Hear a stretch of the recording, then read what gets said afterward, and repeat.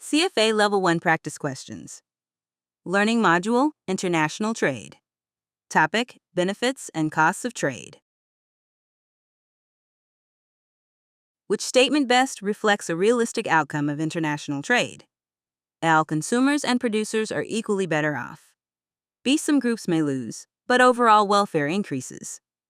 C. Trade benefits only developed economies with advanced industries. Which of the following best explains why trade can lead to job losses in certain industries? A. Trade reduces domestic competition, leading to inefficiency. B. Trade shifts resources toward more efficient sectors, reducing employment in less competitive ones. C. Trade eliminates government intervention and subsidies. If country A has a comparative advantage in producing textiles, and country B has a comparative advantage in producing machinery, trade between the two countries will most likely result in a. Country A importing textiles and exporting machinery. B. Country A exporting textiles and importing machinery. C. Both countries reducing total output to protect domestic employment.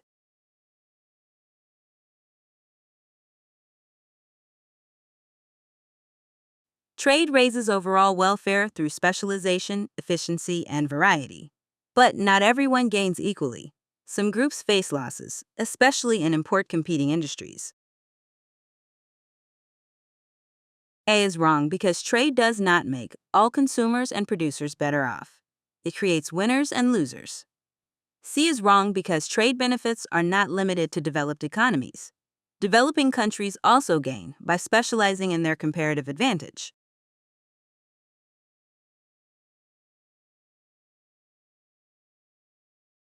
As trade opens, industries must adjust. Resources, such as labor and capital, shift away from import-competing sectors and toward export-oriented sectors. This adjustment process causes less efficient firms to exit, leading to higher unemployment in the short to medium term. A. Trade increases competition rather than reducing it. This foreign competition reduces the monopoly power of domestic firms and forces them to become more efficient. C. Trade restrictions is specific government policies.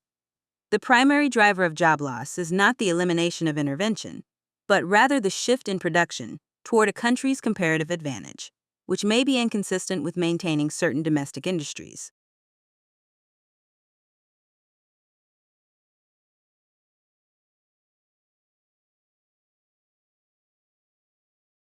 Trade allows for specialization based on comparative advantage. Because country A is more efficient in textiles, it exports that good and imports machinery, which country B produces more efficiently.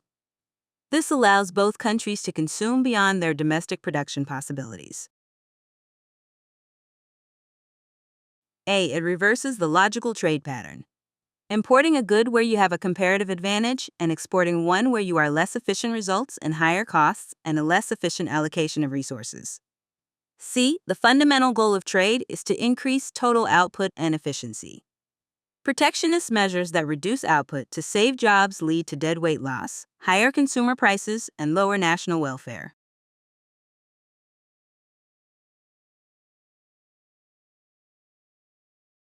Topic: Trade restrictions and agreements, tariffs, quotas, and export subsidies.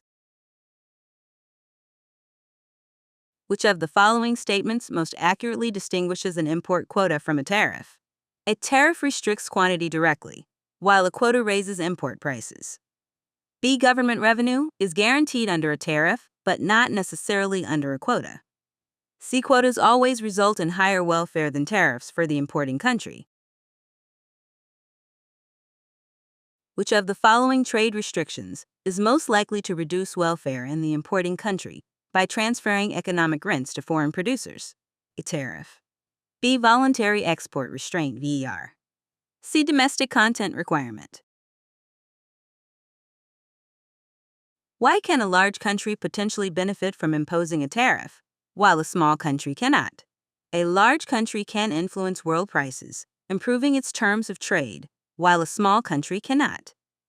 B. A large country has higher domestic production costs, making tariffs more effective. C. A small country lacks the infrastructure to enforce tariffs effectively.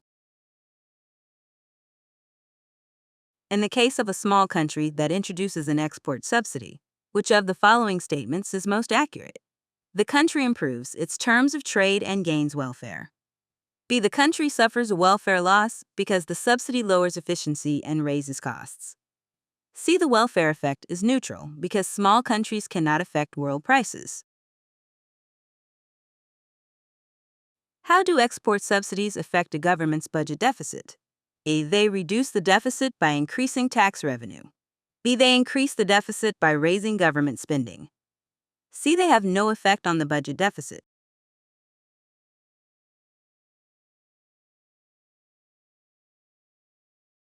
A tariff is a tax that guarantees government revenue. In contrast, a quota only generates government revenue if the government auctions import licenses semicolon. Otherwise, the quota rents are the profits, typically accrue to foreign producers or exporters.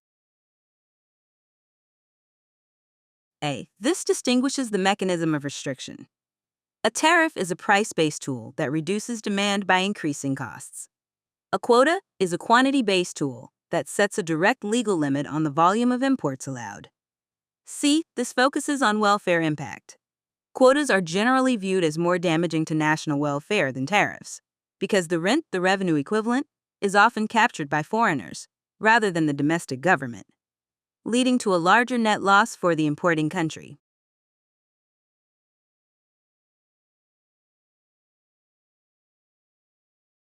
Voluntary Export Restraint (VER) specifically transfers quota rents, the extra profits, to foreign producers.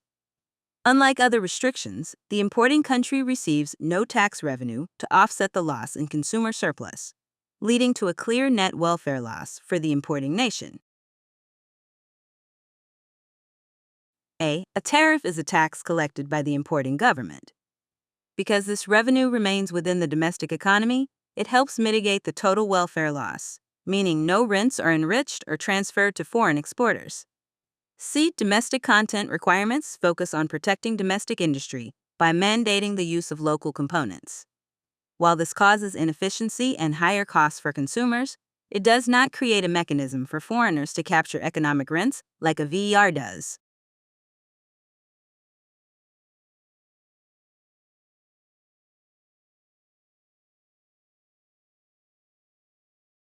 A large country can influence world prices, forcing exporters to lower their prices to maintain market share. This improves the large country's terms of trade, which can offset the deadweight loss of the tariff.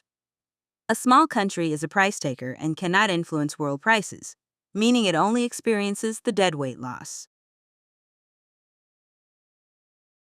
B. The benefit depends on market size and global price influence, not domestic production costs. Tariffs raise domestic prices regardless of how efficiently a country produces the good. C. One of economic scale, not administrative capacity. While any country can enforce a tariff, a small country lacks the market volume required to force international exporters to change their prices.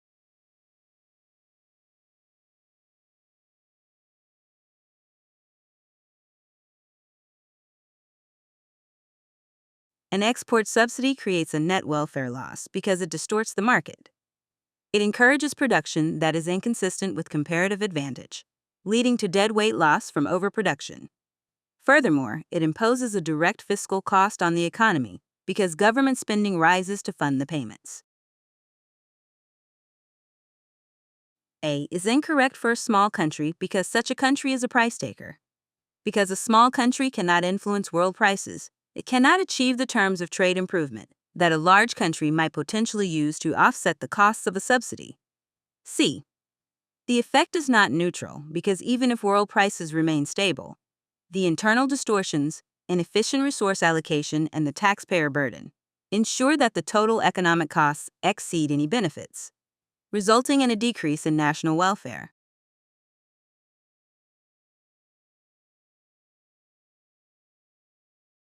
An export subsidy is defined as a payment by the government to a firm. Consequently, this policy causes government spending to rise, which directly increases the budget deficit. A. Subsidies are not revenue-generating tools. Unlike tariffs, which are taxes that increase government revenue, Subsidies represent a net cost to the government. C. Any direct outlay from the government must impact the budget. Claiming no effect ignores the fact that these payments are funded by the government to stimulate exports.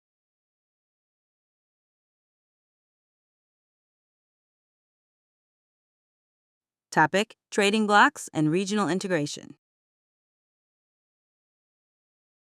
Which of the following trade agreements involves the highest level of economic integration? A free trade area, FTA, B. Customs union, C. Common market. Which of the following is a primary advantage of regional trading agreements, RTAs, over multilateral trade agreements? A. RTAs eliminate all global trade barriers. B. RTAs are easier and quicker to negotiate due to fewer participating countries. C. RTAs guarantee equal economic benefits for all member countries. If a group of countries transitions from a customs union to a common market, what new economic integration feature would they introduce? A unified fiscal policy across all member countries. B. The ability for citizens to work and invest freely in any member country. C. A single external tariff policy for all non-member countries.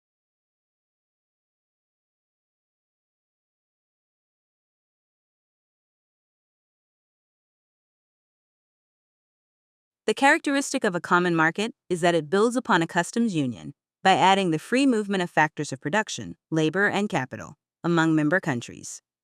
This represents a deeper level of integration because it integrates both product and factor markets. A. A free trade area, FDA, represents the lowest level of integration because it only eliminates internal trade barriers. Significantly, each member country maintains its own independent trade policies toward non-members. B. A customs union is a moderate step that adds a common external trade policy. Common external tariff, but is less integrated than a common market because it still restricts the mobility of labor and capital between member nations.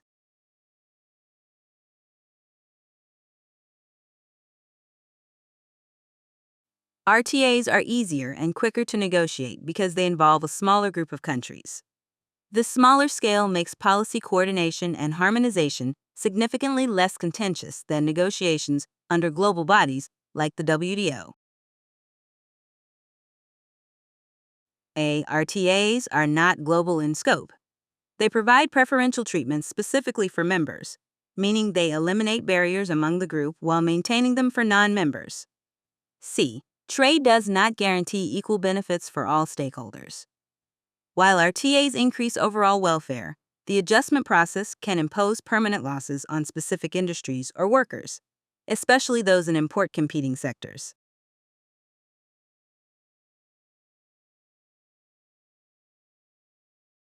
Free movement of factors of production, specifically labor and capital, allows citizens to work and firms to invest across borders without the restrictions found in less integrated blocs. A unified fiscal policy is not a requirement for a common market. Rather, it is a characteristic of a more advanced economic union, which requires the coordination of economic policies and institutions. C. A common external tariff is not a new addition. It is the primary feature that was already implemented when the countries first formed their customs union.